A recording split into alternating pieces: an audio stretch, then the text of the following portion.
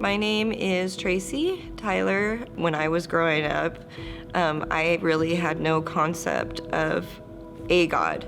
My parents divorced when I was about 6 years old, and that split took me away from my dad. But during that time, I was just pulled away from that father figure in my life.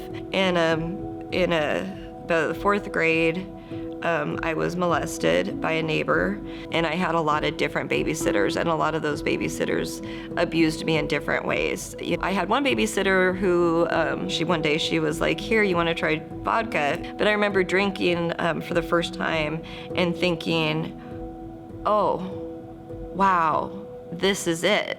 I discovered, marijuana for the first time. The person that I did it with, said, "Well, why don't you try cocaine too?" And luckily my mom cared enough at the time to put me she did an intervention. And I went to a 30-day inpatient treatment center, and that's where I learned I was a drug addict. Like, I didn't know I was an addict. It was normal around the people that I was growing up with, right? I ended up moving to Nebraska because they advised that I would to go to a halfway house there.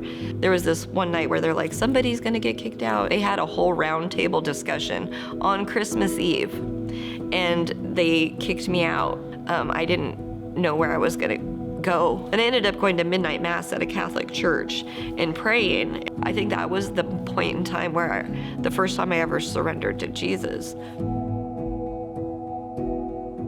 I started attending 21 years ago, this church. I started reading my Bible, and it actually started to make sense to me. One thing that I didn't do was I didn't stay in recovery. I started getting doctors to prescribe me meds and things like that, and eventually I was having problems in my marriage, went through divorce, and so separated.